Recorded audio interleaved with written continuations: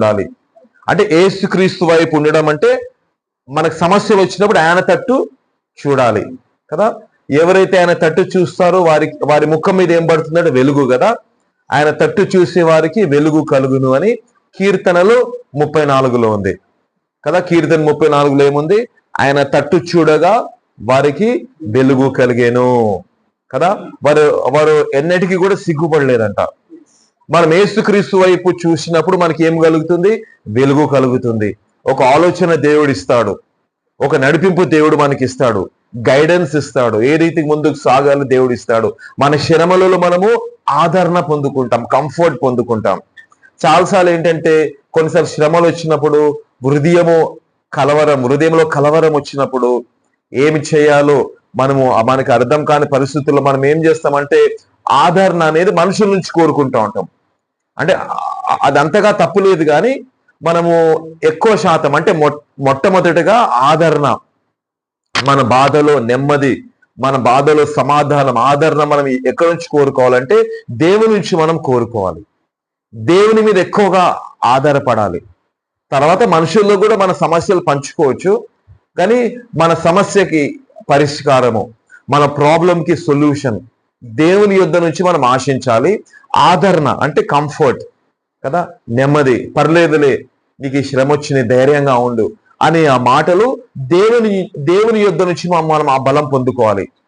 ఒకనప్పుడు ఏమైందంటే దావీదు ఇంకా తన మనుషులు ఇంచుమించు 600 మనుషులు అనుకుంటా పొద్దునే బయలుదేరి దండయాత్రకి వెళ్ళారు.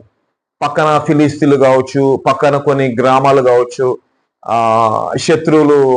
శత్రువులపై వెళ్ళి అక్కడ దండయాత్ర అంతా చేసి సాయంకాల సమయంలో మరలా వారి యొక్క పాలెము, వారి యొక్క క్యాంప్కి తిరిగి వచ్చారంట దావీదు అతనితో ఉన్న మనుషులు.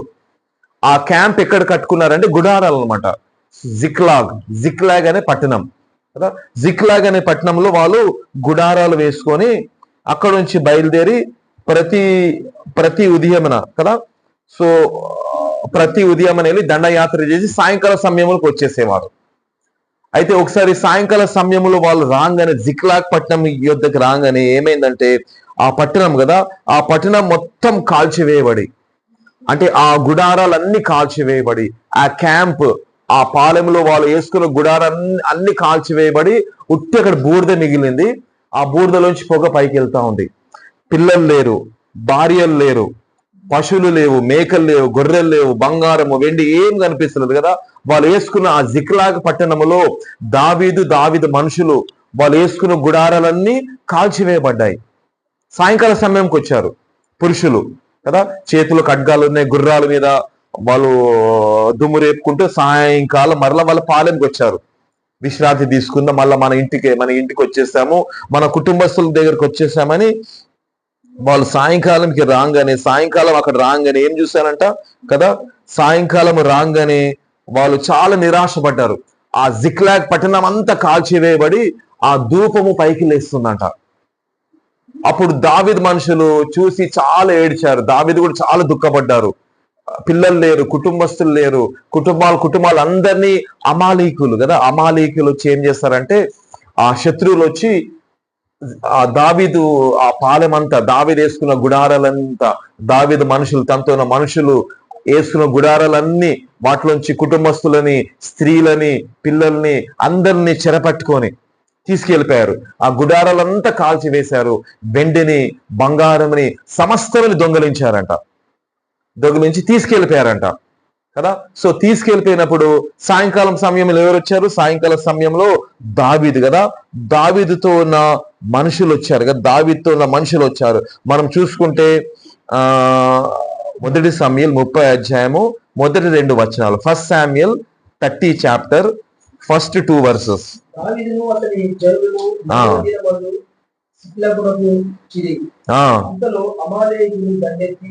దక్షిణ దేశం మీదను సిక్లాగు మీదను పడి కొట్టి దాన్ని తగలబెట్టి గంగలేని అల్పులలేని అందులో ఉన్న ఆడవాళ్ళందరినీ చెరపట్టుకొని చంపక వారిని తీసుకొని వెళ్ళిపోయి ఉండేది కదండి. అమాలేకులు పట్టణం మీద దాడి చేశారు, ఆ క్యాంప్ మీద కదండి, ఆ పాలెం మీద వాళ్ళందరూ గుడారాలు వేసుకున్నారు. దావీదు మనుషులు లేరు, వాళ్ళు మంచి యుద్ధ శూరులు, మంచి యుద్ధము నేర్చుకున్న వాళ్ళు, బాగా పోరాటం చేసేవారు. దాని సాయంకాలం సమయంకి వచ్చినప్పుడు కదా అక్కడ ఏమైంది, ఒక దాడి అయిందంట. దావీదు ఉన్న పాలెం మీద జిక్లాగ్ పట్టణంలో ఒక దాడి అయిపోయి అన్ని కాల్చివేసి వెళ్ళిపోయారు అమాలేకులు.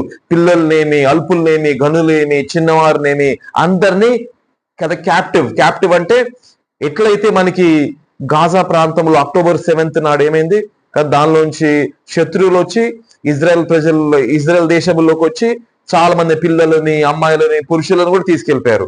October 7th చాలా మంది కిడ్నాప్ చేసుకొని క్యాప్టివ్ గా చెర పట్టుకొని కదా చెరగా తీసుకెళ్లిపోయారు. సో అదే విధంగా ఇక్కడ అయిందంట. శత్రువులు అమాలేకులు ఏం చేశారంట, ఆ జిక్లాగ్ పట్టణంలో 3వ దినమున అమాలేకులు వచ్చి దాన్ని స్వాధీనం చేసుకొని అంత దోచుకొని అంత కాల్చివేసి వెళ్ళిపోయారు. సాయంకాలము దావీదు మనుషులు రాగానే అక్కడ ఏం చూస్తున్నారంటే గుడారాలన్నీ, టెంట్లన్నీ కాల్చివేయబడ్డాయి. అక్కడ ఉట్టి బూడిద మిగిలింది, బూడిద నుంచి పొగొస్తా ఉంది. ఇంక అందరు అక్కడ పడి ఏడుస్తూ ఉన్నారు కదా. దావీదు కూడా ఏడ్చినట్లు మనం చూస్తున్నాం కదా. 4వ వచనము 3-4 దయచేసి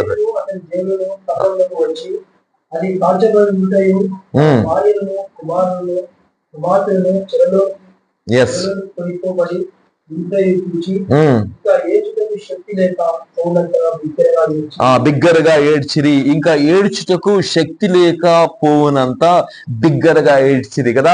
అక్కడ పురుషులు ఏడుస్తున్నారు, దావీదు ఏడుస్తున్నారు. దావీదు నాయకుడు వాళ్ళకి కదా. ఆ గుంపుకి ఇంచుమించు 600 మంది ఉన్నారు కదా. 600 మంది ఉన్నారు, మంచి యుద్ధ శూరులు కదా, ఖడ్గముతో బల్లముతో కదా, ఒక బాణాలతో మంచి యుద్ధము చేసేవారు, మంచి యుద్ధ శూరులు. సాయంకాలం రాగానే పిల్లలు లేరు, భార్యలు లేవు, పశువులు, ఏం వెండి బంగారం ఏమి సమస్తము దోచుకుని వెళ్ళిపోయారు. అవన్నీ కాల్చబడి ఉన్నాయి, కేవలం బూడిద మిగిలింది. బూడిద నుంచి పోగొస్తా ఉంది పైకి కదా. ఇంకా వాళ్ళు కింద మోకరించి ఏడుస్తా ఉన్నారు. ఇంకా శక్తి లేనంతగా ఏడ్చారంట. ఇంకా ఏడ్చకూడా శక్తి లేదు కదా. సో దావీదు కూడా బాగా ఏడ్చాడు. దావీదు కుటుంబస్తులు కూడా అందరినీ తీసుకెళ్ళిపోయారు, ఎవరు లేరు అక్కడ కదా. కేవలం అక్కడ మట్టి బూడిద మిగిలింది, కాలిపోయిన గుడారాలు మిగిలినాయి. అలాంటి స్థితిలో ఏం చేశారు, దావీదుని ప్రోత్సహించాలి సొంత మనుషులు కదా. దావీదుకి కూడా మంచి సహకారులు ఉన్నారు, యుద్ధ శూరులు ఉన్నారు, మంచి ఆలోచనకర్తలు ఉన్నారు. ఏం చేయాలా, వాళ్ళు ప్రోత్సహించగలం. వాళ్ళు ఏం చేస్తుందంట 6వ వచనం దయచేసి చదవండి. అదే అధ్యాయం 6వ వచనం.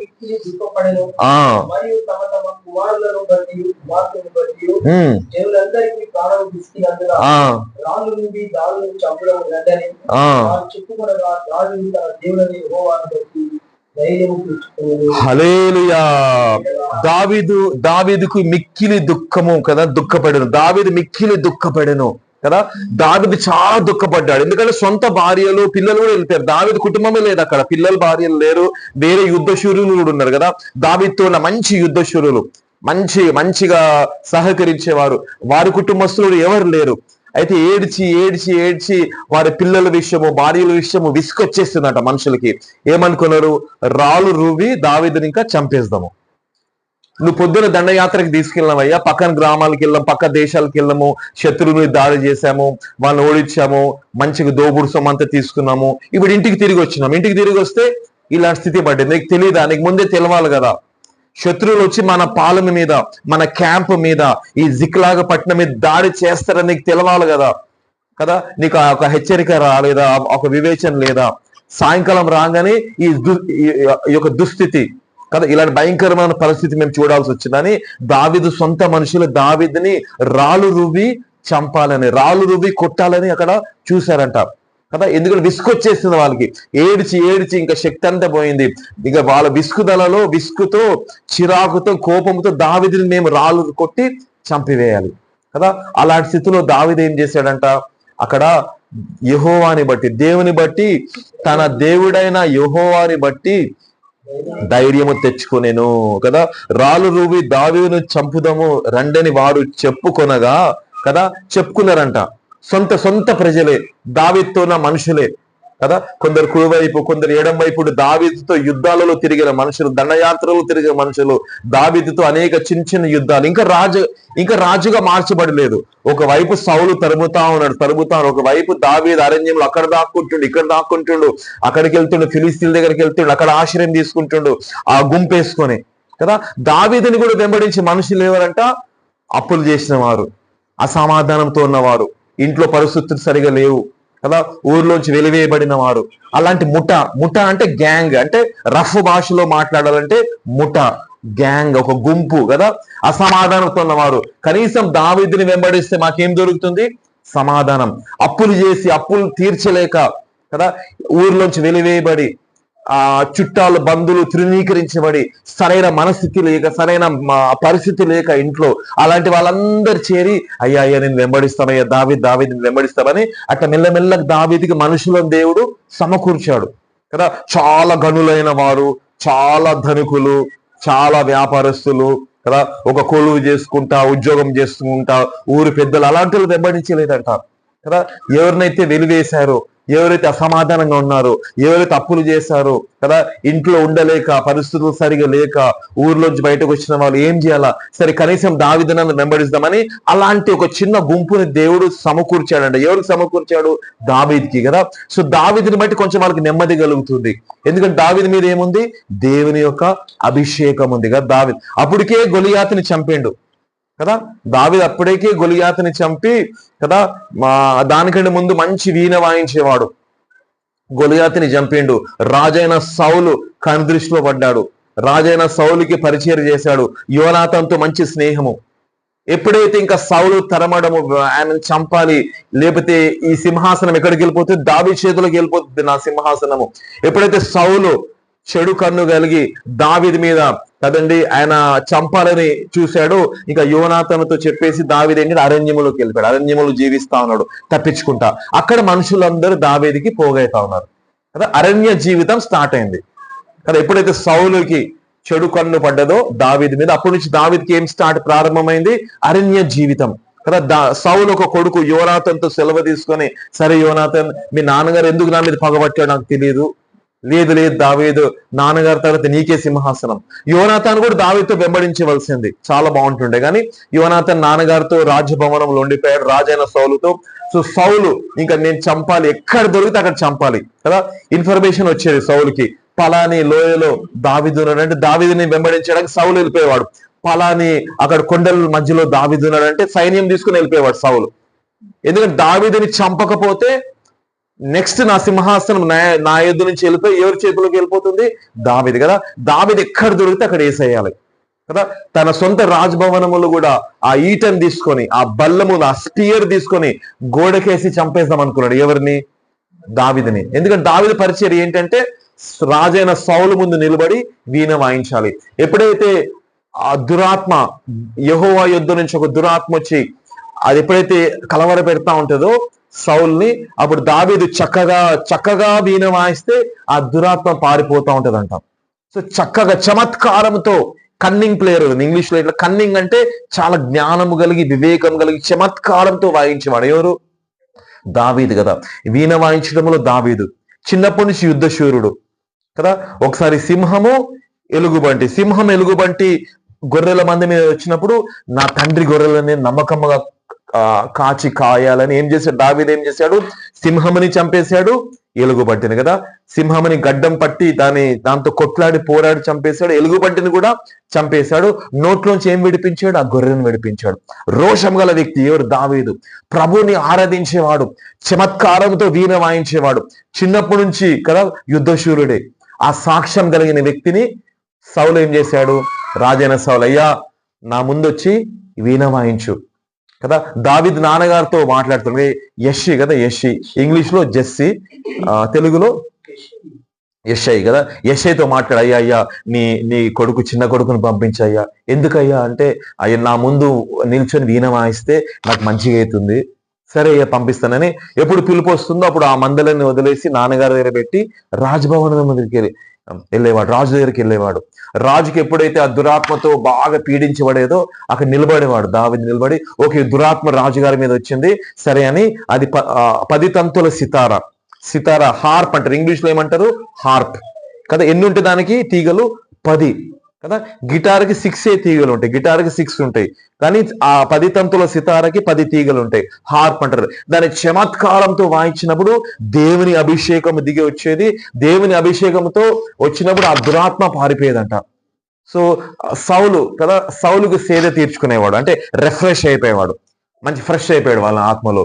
అట్లా మంచి పరిచయం చేశాడు. కానీ ఎప్పుడైతే సౌలుకు తెలుస్తుందో నా తర్వాత సింహాసనము దావీదుకి వెళ్ళిపోతుందేమో కదా, సౌలు అయితే వేల మందిని చంపాడు, దావీదైతే 10,000 మందిని చంపారని స్త్రీలు పాడుతున్నారంట. సౌలు అయితే వేల మంది చంపాడు, దావీదైతే 10,000 మంది చంపారు. ఎందుకు? గొలియాతుని చంపి ఆ తలకాయ నరికి తిరిగి వస్తున్నప్పుడు దావీదుని అందరూ కీర్తిస్తున్నారు, అంటే ఆ మహిమ ప్రభువుకే చెల్లిస్తున్నారు అని చెప్తున్నారు. సౌలు అయితే 1,000 మందిని చంపాడు, దావీదైతే 10,000 మందిని. ఇంకా సౌలుకి, రాజైన సౌలు కోపం వచ్చి అట్లా పగబట్టి అప్పటి నుంచి సో కొంతకాలం తర్వాత ఇంకా అరణ్యంకి పారిపోయాడు. నన్ను చంపడానికి దావీదు చూస్తున్నాడని అరణ్యంకి పారిపోయాడు. ఎవరు? నన్ను చంపడానికి సౌలు చూస్తున్నాడని దావీదు అరణ్యంకి పారిపోయాడు కదా. అరణ్యంలో ఒక ట్రైనింగ్ ఇచ్చాడు దేవుడు కదా, ఇంకా మంచి యుద్ధశూరుడుగా చేర్చబడ్డాడు. అయితే దావీదుతో ఉన్న వాళ్ళు ఎలాంటి ప్రజలు? అసమాధానంతో ఉన్నవారు, అప్పులు చేసిన వారు కదా, ఇంట్లోంచి వెలివేయబడిన వారు, ఊర్లోంచి వెలివేయబడిన వారు, ఎక్కడ వెళ్ళాలి దిక్కు లేక తోచక, అలాంటి వాళ్ళందరూ ఒక ముఠాగా కదా, ఒక బృందముగా, ఒక గుంపుగా దావీదుని వెంబడిస్తున్నారు, దావీదుతోనే ఉంటున్నారు కదండి. అయితే వాళ్ళందరికీ ఆరాధన నేర్పించాడేమో దావీదు. ఎందుకంటే దావీదుకి అలవాటు ఏంటంటే రోజుకు 3 సార్లు ప్రార్థన చేసే అలవాటు, రోజుకి 7 సార్లు స్తుతించేవాడు కదా. స్తుతించే జీవితం, ఆరాధించే జీవితం, ప్రభుని గణపరిచే జీవితము దావీదుకి అలవాటు కదా కదండి. ఎప్పుడైతే సమయలు తల మీద అభిషేకించాడు, అప్పుడే సమయలు ప్రవక్త ఏమని అభిషేకించాడు? దావీదుని. అభిషేకం పొందుకునే వ్యక్తి దావీదుని వెంబడిస్తుంటే ప్రజలకి నెమ్మది, దావీదుని వెంబడిస్తుంటే ప్రజలకు ఒక ధైర్యము, దావీదుని వెంబడిస్తుంటే మేము దేవుని చిత్తం చేస్తున్నామని ఒక నిర్ధారణ, కన్ఫర్మేషన్, దావీదుని వెంబడిస్తుంటే ఒక సంతోషం. ఎందుకంటే వాళ్ళకి ప్రార్థన నేర్పించేవాడు, అరణ్యములో ఆరాధన నేర్పించేవాడు కదా. ఇలాంటి నాయకుడి మీద మొదటి సమూయేలు 30 అధ్యాయంకి వచ్చినప్పుడు పాలెమంతా కాల్చివేయబడింది. సాయంకాలము ఆ మనుషులందరూ మగ మనుషులు, పురుషులందరూ దావీదుతో వచ్చారు. చూస్తే అక్కడ కేవలం బూడిద మిగిలింది. మా పిల్లలేరయ్యా, మా భార్య లేరి, మా పశువులు, మేకలు, వెండి, బంగారము ఏం కనిపిస్తలేవు. దావీదు, నీకు తెలియదా ఈరోజు వస్తారని శత్రువులు? పొద్దున మమ్మల్ని దండయాత్రకు తీసుకెళ్ళావు, సాయంకాలం ఇక్కడ వస్తే ఏం లేదు అని రాళ్ళు రువ్వడానికి కూడా సిద్ధమైనప్పుడు ఇక్కడ ఏం చేశాడంటే 6వ వచనంలో ఇందాక బ్రదర్ చదివినట్టు, వారు దావీదు కదా, వారు చంపకొనగా కదా, రండని వారు చెప్పుకొనగా, రాళ్ళు రువ్వి దావీదును చంపుదము రండని వారు చెప్పుకొనగా, దావీదు తన దేవుడైన యెహోవాని బట్టి ధైర్యము తెచ్చుకొనెను. ఇంగ్లీష్ లో ఏముందంటే but David encourage himself in the lord hour God. Encouraged అంటే ప్రోత్సాహము కదా, యెహోవా దేవుని బట్టి తను తాను ప్రోత్సాహపరుచుకున్నాడంట. కొన్నిసార్లు ప్రోత్సాహపరిచడానికి ఎవరు ఉండరు, రాళ్ళు రువ్వడానికి ఉంటారు కదా. రాళ్ళు రువ్వడం అంటే ఏంటి, బ్రదర్ ఏంటి ఇట్లా చేస్తున్నాడు, ఈ బ్రదర్ వల్ల నష్టమైంది కదా అని నిందలు రావచ్చు. ఈ సిస్టర్ వల్ల నష్టమైంది కదా, ఏంటి నడిపింపులో ఏదో తేడా ఉంది, ఎందుకు ఈ నష్టమైంది అని మన సొంత ప్రజలే రాళ్ళు రువ్వడానికి ముందుకు రావచ్చు. అలాంటి పరిస్థితులు ఇక్కడ ఏమి రాస్తుంది? But David encourage himself in the lord his God. దావీదు తన దేవుడైన యెహోవాని బట్టి ధైర్యము తెచ్చుకొనెను కదా. విశ్వాసముకి కర్త, దానిని కొనసాగించే యేసుక్రీస్తు వైపు చూస్తూ ఓపికతో ఈ పరుగు పందెంలో పరిగెత్తాలంట. మనకి ధైర్యం వచ్చేది ఎక్కడి నుంచి? దేవుడి నుంచి ధైర్యం వచ్చేది కదా. ధైర్యం తెచ్చుకోవాలా. మనకి అధైర్యపడే స్థితులు వస్తూ ఉంటాయి, భయపెట్టే స్థితులు వస్తూ ఉంటాయి. నిజంగా నష్టపోయారు కదా, గుడారాలన్నీ కాల్చివేయబడ్డాయి, ఒక్క టెంట్ లేదు, ఒక్క ఇల్లు లేదు, అన్ని కాల్చివేయబడ్డాయి. కేవలం బూడిదే, మట్టి, ఆ పొగలు వేస్తా ఉంది కదా. అలాంటి నిరాశ, సొంత మనుషులు కూడా రాళ్ళు తీసుకొని చంపుదామన్నప్పుడు దేవుని బట్టి ధైర్యం తెచ్చుకున్నాడు కదా. గత కాలంలో నాకు గొలియాతు మీద దేవుడే కదా నాకు జయమిచ్చాడు. గత కాలంలో సింహం మీద, ఎలుగుబంటి మీద దేవుడే జయమిచ్చాడు. గత కాలంలో సౌలు ముందు నేను ఆరాధించేటప్పుడు సౌలుకి విడుదల కలిగింది కదా, ఆ దేవుడిని నేను సేవిస్తున్నా కదా. అప్పుడు సహాయం చేసిన దేవుడు ఇప్పుడు నాకు సహాయం చేయలేడా? గొలియాతు మీద జయమిచ్చిన దేవుడు, ఫిలిస్తీన్ల మీద జయమిచ్చిన దేవుడు, జీవము గల సైన్యములని కదా తిరస్కరించిన ఆ గొలియాతు మీద జయమిచ్చిన దేవుడు నాకు ఇప్పుడు జయం ఇయ్యలేడా? ఎలుగుబంటి మీద, సింహం మీద జయం ఇచ్చిన దేవుడు ఇప్పుడు కూడా నాకు జయం ఇస్తాడు కదా అని యెహోవాని బట్టి ధైర్యమే తెచ్చుకున్నాడంట. ఇక్కడ ఇంగ్లీష్ లో అయితే ఎంకరేజ్ హిమ్సెల్ఫ్ అంటే ప్రోత్సాహము కదా. ఆయన కదా తను తాను ప్రోత్సహించుకున్నాడు. సో మనకి ఇబ్బంది కలిగినప్పుడు, భయంకర నష్టాలు కలిగినప్పుడు ఆదరించే వాళ్ళు ఎవరు ఉండరు. అలాంటప్పుడు మనం ఏం చేయాలా? దేవుని బట్టి మనమే ప్రోత్సహించుకోవాలా కదా, మనము ధైర్యం తెచ్చుకోవాలా మనము కదా. అందుకే నేనే వాక్యములో ఉంది, శ్రమ దినమున కదా మనం అధైర్యపడినప్పుడు చేతగాని వాడమని ఉంది కదా. శ్రమ దినమున మనము కృంగిపోయినప్పుడు నువ్వు కృంగిన ఎడల నువ్వు చేతగాని వాడమని వాక్యములో ఉంది. సో శ్రమ దినం వచ్చినప్పుడు మనం ఏం చేయాలా? కృంగిపోకూడదు, దేవుని బట్టి ధైర్యం తెచ్చుకోవాలా. దాని తర్వాత ఏం చేశాడంట? దాని తర్వాత 7వ వచనము 8వ వచనం, అహిమేలకు కుమారుడైన అబ్యాతారుతో చెప్పగా, అబ్యాతారు ఎఫోదును దావీదు దగ్గరకు తీసుకుని వచ్చాను.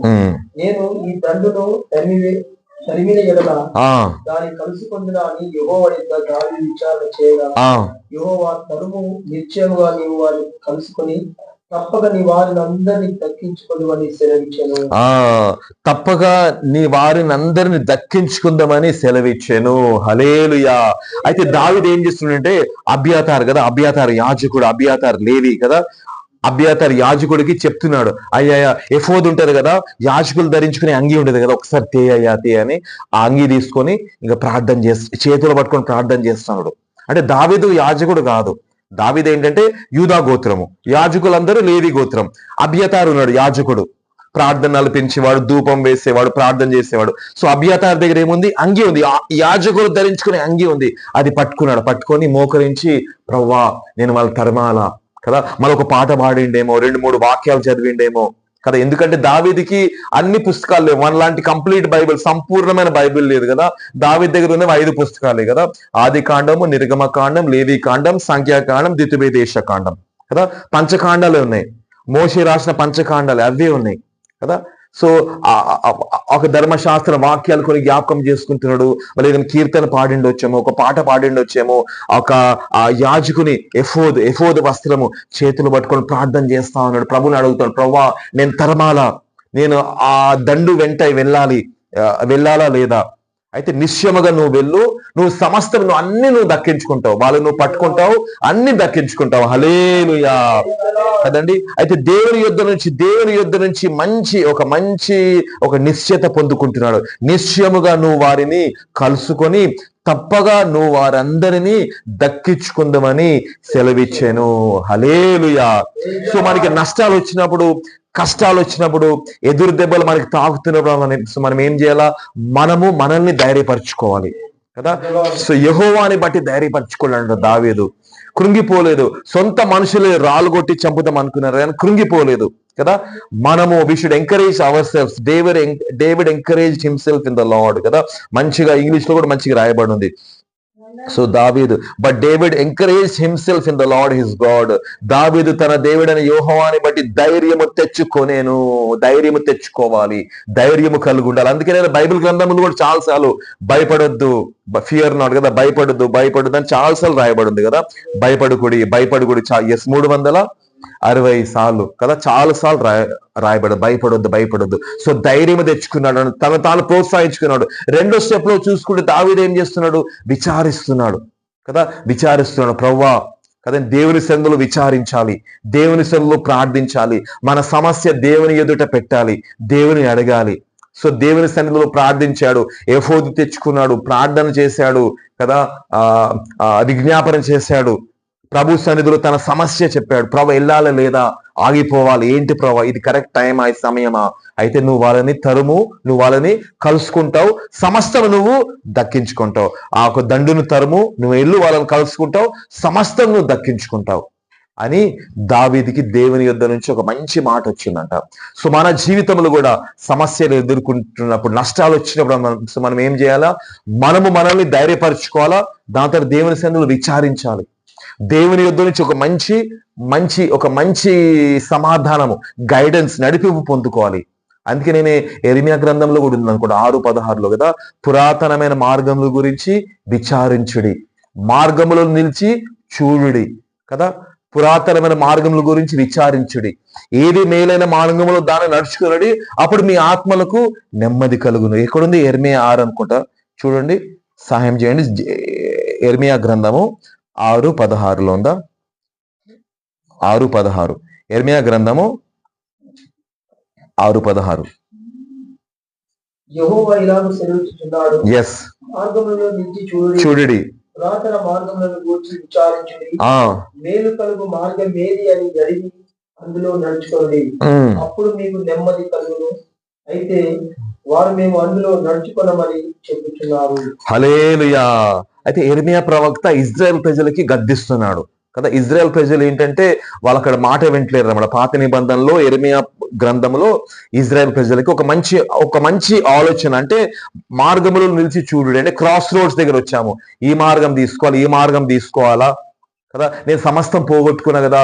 సౌల్ రాజు దగ్గరికి వెళ్ళి క్షమాపణ అడిగి, ఇజ్రాయెల్ సైన్యం ఉంది కదా, సౌల్ రాజు దగ్గర సైన్యం ఉంది, ఇటువైపు అయితే ఫిలిస్తీన్లు ఉన్నారు, దోచుకుని వెళ్ళిపోయిన వారు అమాలేకులు, అది ఇంకో దేశ ప్రజలు కదా. ఆ దావీదు పాలెం మీద దాడి చేసి దావీదు కుటుంబస్తులను అంతా దోచుకుని వెళ్ళిపోయిన వాళ్ళు అమాలేకీయులు కదా. ఫిలిస్తీన్ల దగ్గరికి కూడా వెళ్ళొచ్చు. అప్పటికే ఫిలిస్తీన్లతో కొంచెం మళ్ళీ స్నేహం పెంచుకుంటున్నాడు, ఫిలిస్తీన్లతో, ఫిలిస్తీ రాజులతో కదా. ఆకీష్ అనుకుంటా, ఆకీష్ రాజుతో. మళ్ళీ సౌల్ రాజు ఏమో ఇజ్రాయెల్ ప్రజలకి రాజుగా ఉన్నాడు. అప్పుడు మళ్ళీ ఇజ్రాయెల్ రాజు దగ్గరికి వెళ్ళాలా, ఆకీష్ రాజు ఫిలిస్తీన్ల దగ్గరికి వెళ్ళాలా, మళ్ళీ ఏం చేయాలా, లేకపోతే నేనే తరమాలా కదా. అనేక ఆలోచనలు వస్తున్నాయి. సో మోకరించి ఎఫోదు చేతులు పట్టుకొని ప్రార్థన చేస్తాడు, ప్రవ్వా నేను వాళ్ళని తరమానా, ఆ దండుని తరమానా, నేను కలుసుకుంటానా, సమస్తం పొందుకుంటానా అంటే, నువ్వు వాళ్ళని తరము, నువ్వు తప్పకుండా నువ్వు వాళ్ళని కలుసుకుంటావు, సమస్తముని నువ్వు దక్కించుకుంటావు. హల్లెలూయా.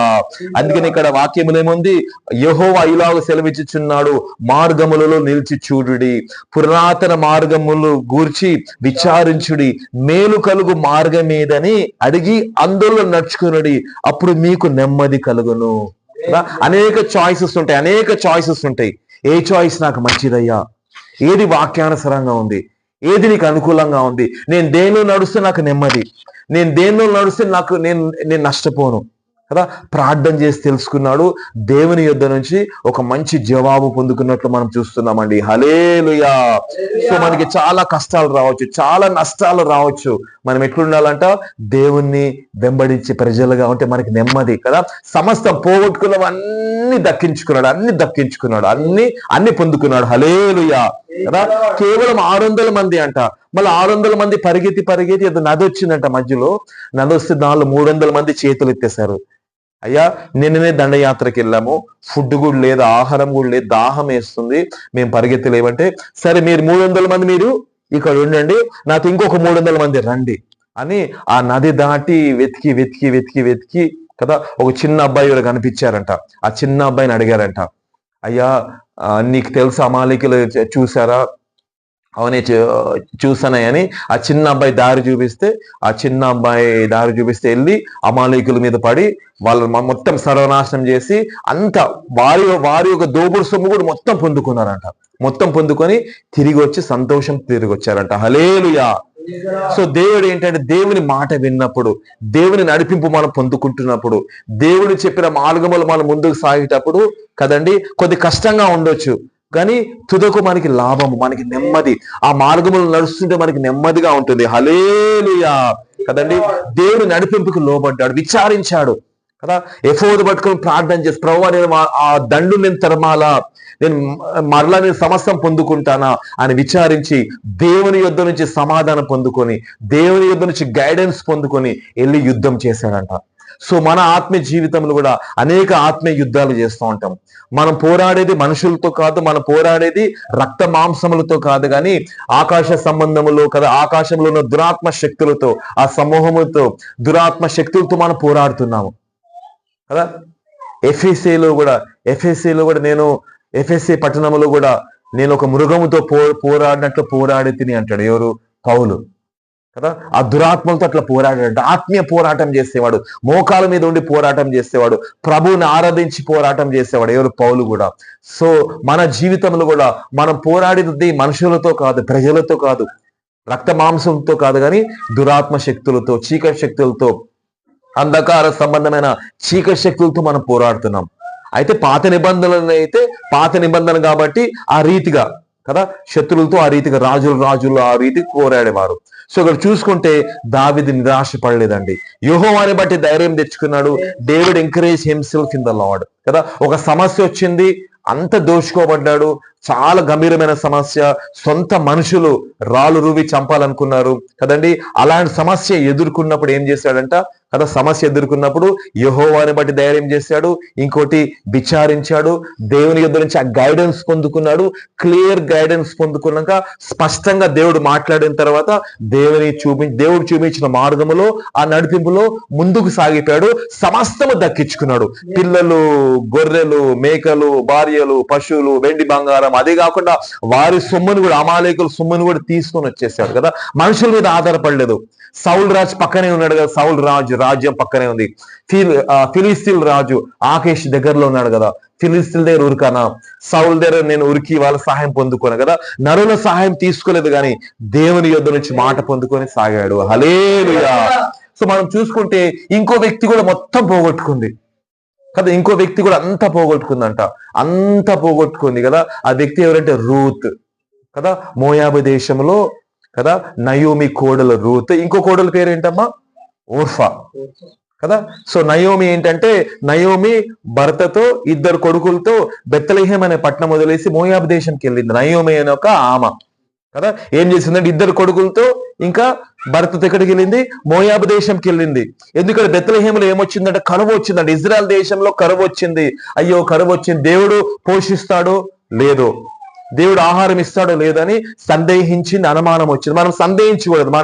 మన దేవుడు కరువులో కూడా నిన్ను పోషించే దేవుడు కదా. వాక్యంలో ఉంది కదా, కరువులో కూడా మనల్ని పోషించే దేవుడు కదా. కరువు వచ్చిందని ఏమి వదిలేసింది? తన ఇజ్రాయెల్ దేశం వదిలేసింది, బెత్లెహేం పట్టణం వదిలేసింది. సొంత పట్టణం కదా, దావీదు పట్టణం అంటారు.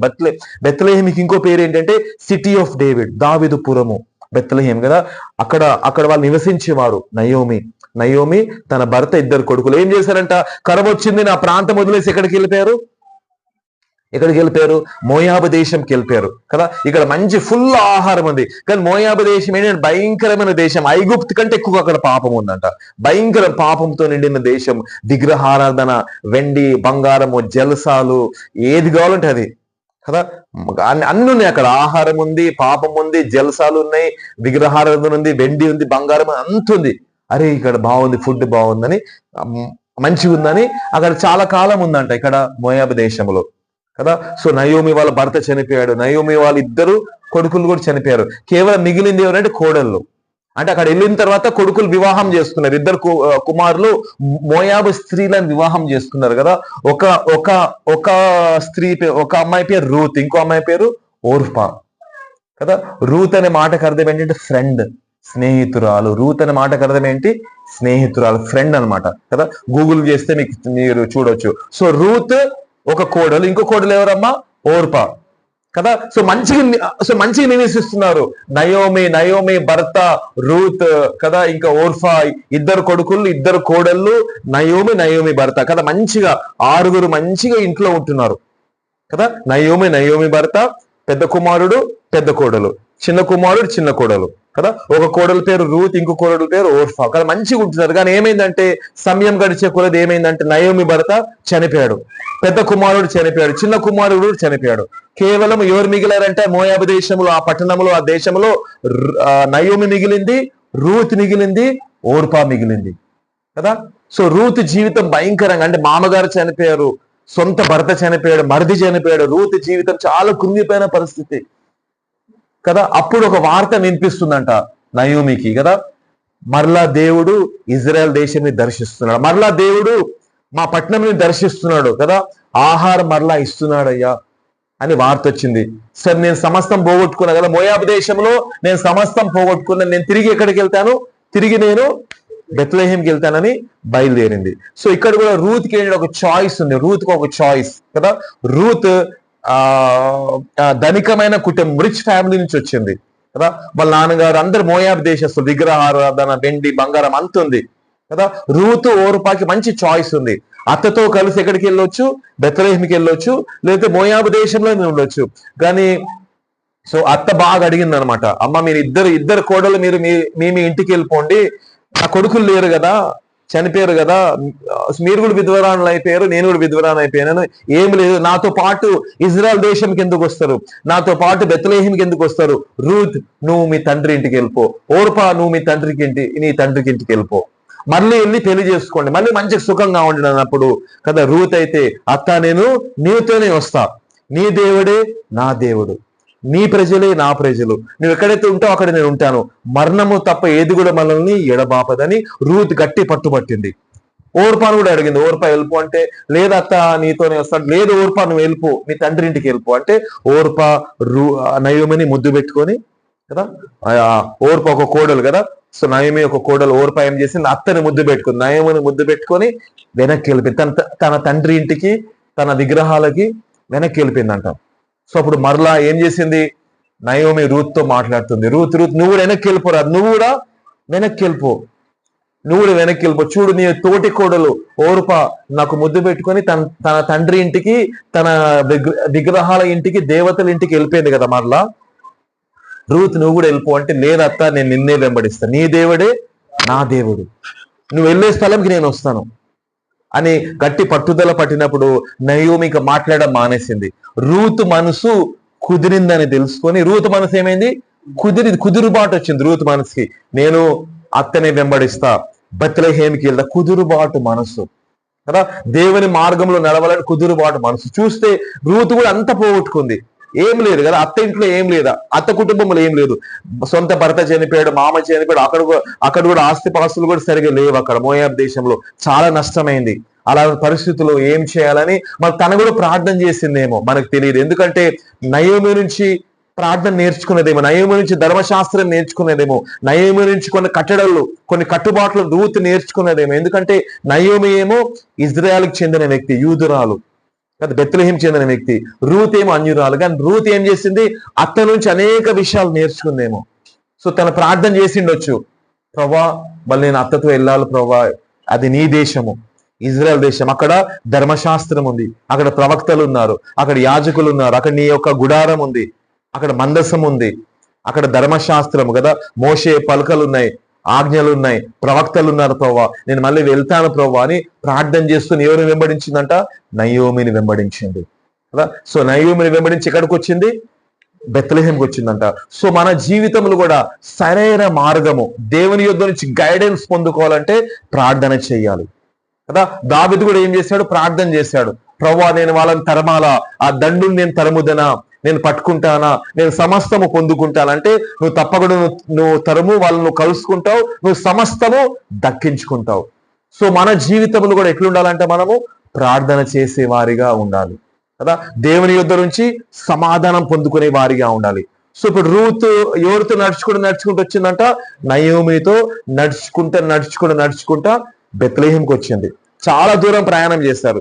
మరలా దేవుడు ఏం చేశాడంటే రూత్ని బెత్లెహేంలో, ఇజ్రాయెల్ దేశంలో దీవించడం మొదలు పెట్టాడు, మంచి ఉద్యోగం ఇచ్చాడు కదా. అక్కడ బోయేజ్ అని గొప్ప భూస్వామి, కొన్ని ఎకరాల భూమి ఉందంట కదా. బోయేజ్కి ఏముంది, కొన్ని ఎకరాల భూమి ఉంది కదా. బోయేజ్ అనే భూస్వామి ఎవరిని మ్యారేజ్ చేసుకున్నాడు, ఎవరిని పెళ్లి చేసుకున్నాడు, మళ్ళా రూత్ కదా. సో చేసుకున్న తర్వాత మళ్ళా రూత్ పిల్లల్ని కన్నది. సో రూత్ వంశావళిలో ఎవరు పుట్టారమ్మా, యేసుక్రీస్తు. అంటే ఇది చాలా పెద్ద సబ్జెక్ట్ కానీ టైం లేదు కాబట్టి సో నేను చెప్పేది ఏంటంటే, రూతు సమస్తం పోగొట్టుకుంది ఇక్కడ మోయాబ్ దేశంలో, కానీ ఎవరు వెంబడించింది కదా, నయోమిని వెంబడించింది, ఇజ్రాయెల్ దేవుని వెంబడించింది, ఇజ్రాయెల్ దేశంకి వచ్చింది. మన జీవితంలో కూడా నిరాశ కలిగినప్పుడు కదా, నిస్పృహ కలిగినప్పుడు మనము ఆగిపోకూడదు కదా, మనం ఆగిపోకూడదు. మనం ఏం చేయాలా, జీవము గల దేవుని మీద ఆధారపడాలి. రూతు కూడా ఎవరిని చూసిందమ్మా, అదృశ్యంలో ఉన్న దేవుని చూస్తుంది, ఇజ్రాయెల్ దేవుని చూసి ఇజ్రాయెల్ దేవుని వెంబడించినట్టు మనం చూస్తున్నాము. హల్లెలూయా. మన జీవితంలో సమస్తము మనం పోగొట్టుకున్నప్పుడు మనం ఎవరి వైపు చూడాలి, దేవుని వైపు చూడాలి కదా. యోసేఫ్ని కూడా ఏం చేశారు, యోసేఫ్ని అన్నలు ఏం చేశారు, తీసుకొని గుంటలో పడేశారు. మంచి అంగి కుట్టించాడు, కలర్స్ తో ఉన్న అంగి, మంచి అంగి కుట్టిస్తే అంగిని కూడా చింపేశారు. ఎవరు, అన్నలు కదా. చింపేసి ఒక మేకని చంపి మేక రక్తములో ఇట్లా అంగీని ముంచారు, మేక రక్తములు అంగీని ముంచి యాకోబు దగ్గర తీసుకెళ్లారు. అయ్యా నాన్నగారండి ఇది మీ కుమారుడు యోసేఫ్దేనా అంటే, యాకోబు చూశాడు, అరే ఇది నా కుమారుడు యోసేఫ్ది కదా, మొత్తం రక్తం ఉంది, ఏదో అడవి మృగం ఏదో యోసేఫ్ని చీల్చేసింది. చాలా ఏడ్చాడంట. కానీ అన్నలందరూ ఏం చేశారు, యోసేఫ్ని అమ్మేశారు, ఎక్కడికి, ఐగుప్తికి కదా. సో యోసేఫ్ జీవితం నిరాశ వచ్చిండొచ్చు, అంత పోగొట్టుకోడు కదా. ఇంట్లో ఒక మంచి కుమారుడుగా, ఒక ముద్దు కుమారుడుగా ఉండే కదా, 11వ కుమారుడు. యోసేఫ్ తర్వాత బెన్యామిన్ కూడా పుట్టాడు అనుకో, కానీ ఆయన కూడా యాకోబు ఎక్కువ ప్రేమించింది ఎవరు? యోసేఫ్ని. సో యోసేఫ్ ఒక బానిసగా అమ్మబడ్డాడు, అంత పోగొట్టుకున్నాడు, కుమారత్వం పోగొట్టుకున్నాడు, తండ్రి ప్రేమకు దూరం అయిపోయాడు కదా, అన్నల ప్రేమకు దూరం అయిపోయాడు, సొంత అన్నలే ద్వేషిస్తున్నారు, సమస్తం పోగొట్టుకున్న పరిస్థితి. ఇక్కడ కూడా దావీదుని సొంత మనుషులే రాళ్ళు రువ్వి చంపాలని అనుకున్నారు కదా, కానీ దావీదులో దేవుడు పెట్టిన దర్శనము మండుతా ఉంది. నన్ను సమయాలు ఉట్టిగిని అభిషేకించలేదు, సమయాల ప్రవక్త నన్ను ఉట్టిగిని అభిషేకించలేదు, దేవుడు నన్ను అభిషేకించాడు. దేవుని అభిషేకం నా జీవితంలో ఉంది. ఏదో దేవుడు నా కోసం మంచిది దాచిపెట్టాడు. అబీతార్ ఎఫోద్ ఇక్కడ తీసుకురాని ఎఫోద్ని చేతులు పట్టుకొని మోకరించి దావీదు ఏం చేస్తున్నాడు కదా, విచారిస్తున్నాడు. విచార్ అంటే ఎంక్వైర్ కదా. బస్ స్టాప్కి వెళ్ళినప్పుడు ఏ బస్ ఎక్కడ వెళ్తుందో మనకి తెలియనప్పుడు కౌంటర్ దగ్గర వెళ్తాం, అయ్యా నెక్స్ట్ బస్ ఎప్పుడుందయ్యా, పలానా ఊరికి వెళ్ళాలి, ఏంటి బస్ నంబర్ ఏంటి అని ఎంక్వైరీ చేస్తాం. దావీదు కూడా ఏం చేశాడంటే విచారించాడు, ఎంక్వైరీ చేశాడు. Enquire in the presence of God కదా. సో యోనా ప్రవక్త అయితే పారిపోయాడు కదా, సో నినవేకి వెళ్ళమంటే ఇక్కడ వెళ్ళాడు, తర్షీష్కి వెళ్ళాడు. కనీసం మోకరించి ప్రభా నిజంగా వెళ్ళాలా ప్రభా, ఏంటి ప్రభా అని విచారించవలసి, నాకు భయం వేస్తుంది ప్రభా, నన్ను కొంచెం ధైర్యపరచు ప్రభా అని విచారించవలసింది కదా. ఏం చేశాడు, టికెట్ కొనుక్కొని ఓడోలో ఎక్కి తర్షీష్కి వెళ్ళిపోయాడు, దేవునికి లోబడలేదు. దావీదైతే విచారిస్తున్నాడు, అంత పోగొట్టుకున్నాడు, నిరాశ, సొంత వాళ్ళే రాళ్ళు తీసుకుని కొట్టాలనుకున్నారు. అలాంటి కదండి, అలాంటి కృంగే పరిస్థితుల్లో మోకరించి విచారిస్తున్నాడు, ప్రభా నేనేం చేయాలి, వాళ్ళని తరమాలా, నేను వాళ్ళని పట్టుకుంటానా, పోగొట్టుకున్న భార్యలని పిల్లలని అన్ని నేను పొందుకుంటానా, నువ్వు నిశ్చయముగా వారిని తలము, నువ్వు నిశ్చయంగా కలుసుకుంటావు, సమస్తము దక్కించుకుంటావు అని దేవుడు ఒక మంచి మాట చెప్పినప్పుడు దావీదు వెళ్ళాడు, పోరాడాడు, సమస్తం పొందుకున్నాడు కదండి. రూతు కూడా దేవునికి లోబడింది, దేవునికి లోబడి మోయాబు దేశంని ప్రేమించకుండా మళ్ళీ నాన్నగారి ఇంటికి వెళ్తే మళ్ళీ ఇంకో పెళ్లి చేస్తాడు నాన్నగారు, ఎందుకంటే చాలా ధనికుడు కదా, ధనికులు వాళ్ళు కదా. సో కానీ రూతు పోలేదు, కానీ ఎక్కడికి వచ్చింది, ఇజ్రాయెల్ దేశంకి వచ్చింది. రూతు జీవితంలో దేవుడు కట్టాడు కదా, నిరీక్షణకి ఆధారం లేదు రూతు కదా. మళ్ళా నాకు వివాహం అవుతుందా కదా, మళ్ళా నా దేవుడు నా ఇంటిని కడతాడా కదా. రూతు ఇంటిని దేవుడు కట్టాడు, ఒక కుటుంబస్తురాలుగా దేవుడు చేశాడు. రూతు గర్భంలోంచి ఎవరు పుట్టారండి, యేసుక్రీస్తు వారు కదా. దావీదుకి అవ్వ అవుతుంది అంటారు కదా, దావీదుకి అవ్వ అవుతుంది రూత్ కదా. రూత్ గర్భములో రాజైన దావీదు పుట్టాడు. ఆ వంశావళిలో, దావీదు వంశావళిలో యేసుక్రీస్తు వారు పుట్టారు కదా. ఒక అన్యురాలైన స్త్రీ కదా, తన ఇజ్రాయెల్ దేశానికి చెందిన స్త్రీ కూడా కదా, అన్యురాలైన స్త్రీ, విగ్రహాధారణ కుటుంబం నుంచి వచ్చింది కదా. అన్యురాలైన స్త్రీ, మోయాబు దేశస్తురాలైన స్త్రీని తీసుకొని వచ్చి యేసయ్య వంశావళిలో చేర్చాడు ఎవరు, దేవుడు. హల్లెలూయా కదండి. ప్రార్థన చేసే జీవితము, ఎంక్వైర్ కదా కదా. మార్గములో నిలిచి చూడుడి, పురాతన మార్గముల గురించి విచారించుడి, మేలైన మార్గం ఏదో అడిగి దానిలో నడుచుకునడి, అప్పుడు మీకు నెమ్మది కలుగును కదా. దావీదు చరిత్ర ఆగిపోలేదు కదా, దావీదు చరిత్ర కొనసాగించబడింది. దావీదుకి దేవుడు ఇజ్రాయెల్ సింహాసనం ఇచ్చాడు, దావీదు తర్వాత సొలొమోన్ సింహాసనం ఇచ్చాడు, సొలొమోన్ తర్వాత రెహబాము కదా. అనేక మంది రాజులు, దావీదు కొడుకులు అనేక సంవత్సరాలు పరిపాలించాడు. దావీదు చరిత్ర ఆగిపోలేదు, రూతు చరిత్ర కూడా ఆగిపోలేదండి. సో నిరాశ కలిగినప్పుడు, అడుగు అంటినప్పుడు, అన్ని పోగొట్టుకున్నప్పుడు కదా, దేవుని దర్శనము మన హృదయంలో మండాలి కదా. దేవుని దర్శనం కలిగి ఉండాలి. దేవుని దర్శనం మన హృదయంలో ఉంటే, నన్ను అన్నలు బానిసగా అమ్మేశారు కానీ నాకు దేవుడు కళల ద్వారా మాట్లాడాడు. తండ్రి ఇంట్లో ఉన్నప్పుడు, నాన్నగారి ఇంట్లో ఉన్నప్పుడు నాకు కళలు ఇచ్చాడు దేవుడు కదా. నేను నక్షత్రాలు చూశాను కదా, సూర్యుడు చంద్రుడు చూశాను, అవి వచ్చి నాకు మొక్కుతున్నాయి కదా. యోసేఫు హృదయంలో ఏమున్నాయి, యోసేఫు హృదయంలో దేవుడు ఇచ్చిన దర్శనం మండుతా ఉంది కదా. చెరసాల్లో ఉన్నప్పుడు కూడా నిరాశపడలేదు, పొతిఫర్ ఇంట్లో పనిచేసేటప్పుడు నిరాశపడలేదు, అన్నలు బానిసగా అమ్మేసినప్పుడు నిరాశపడలేదు, ఎందుకంటే హృదయం మండించేది ఏంటి, నీకు ఇచ్చిన దర్శనము. హల్లెలూయా. దావీదుని కూడా హృదయంలో మండించింది ఆయన ఇచ్చిన దర్శనము. నా ఊరుకొచ్చి సమూయేలు ప్రవక్త బెత్లెహేముకు వచ్చి, నా ఊరుకొచ్చి నా మీద తైలం పోశాడు, అది వ్యర్థంగా పోదు. దేవుడు నన్ను దేనికైతే ఏర్పరచుకున్నాడో నేను దానికోసం నేను ముందుకు సాగుతాను కదా. దావీదు ఎప్పుడు కూడా సౌలు రాజుని చంపాలనుకోలేదు కదా. అవకాశం దొరికినా సౌలు రాజుని చంపలేదు, ఎందుకంటే సౌలు దేవుని చేత నియమించబడిన రాజు. ఒక సింహాసనం ఇస్తే దేవుడే సమాధానంతో, సంతోషంతో దేవుడే ఆ సింహాసనం నాకు ఇయ్యాలి, కానీ ఆ సింహాసనం నిమిత్తము సౌలుని ఎప్పుడు చంపలేదు. సో ఒక క్రైస్తవుడిగా, ఒక విశ్వాసిగా, ఒక విశ్వాసురాలుగా దేవుని నుంచి ఏదైతే దర్శనమును పొందుకున్నావో నీ జీవితం పట్ల ఆ దర్శనం నీ హృదయంలో మండాలి, నేను మండించాలి, నేను ముందుకు నడపాలి కదా. శ్రమలు వచ్చినప్పుడు యోసేపు కృంగిపోలేదు. బానిసగా కూడా ఎక్కడ వెళ్ళాడు? ఐగుప్తికి. ఒక బానిసగా ఐగుప్తికి వెళ్ళాడు. మళ్ళీ అక్కడ అమ్మబడ్డాడు కదా. ఇష్మాయేల్ వ్యాపారస్తులు తీసుకొని అక్కడ చేతులు మారాడు కదా. అక్కడ ఇంకో ఇంటికి అమ్మేశాడు, పొతిఫర్ ఇంటికి అమ్మేశాడు. అక్కడ నమ్మకంగా ఉన్నాడు. పొతిఫర్ ఇంట్లో నింద వచ్చినప్పుడు చెరసాల్లో వేస్తారు, అక్కడ నమ్మకంగా ఉన్నాడు కదా. చెరసాల్లో నుంచి రాజభవనం. సో మన జీవితంలో అడుగంటున్నప్పుడు నిరాశ, సమస్యలు, ఎలాంటి ఆధారం లేదు, నిందలు వస్తున్నప్పుడు కదా. యోసేపు మీద వచ్చిన నింద కూడా భయంకరమైన నింద. ఆయన చేయరాని పాపంకి తీసుకెళ్ళి ఎక్కడ వేశారు? చెరసాల్లో వేశారు.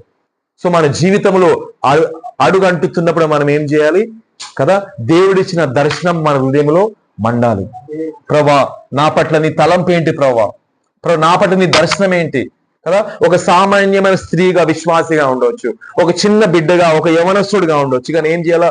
దేవుని యుద్ధం నుంచి మనము దర్శనం పొందుకోవాలి కదా. దావీదు కూడా దేవుని యొక్క చిత్తం కదా, దేవుని యొక్క చిత్తములో నడిచాడు. దేవుని యుద్ధం నుంచి ఒక పిలుపు పొందుకున్నాడు, చిన్నప్పుడు అభిషేకించబడ్డాడు. నెక్స్ట్ ఇజ్రాయెల్ రాజువి నీవే అని సమూయేలు అభిషేకించాడు కదా.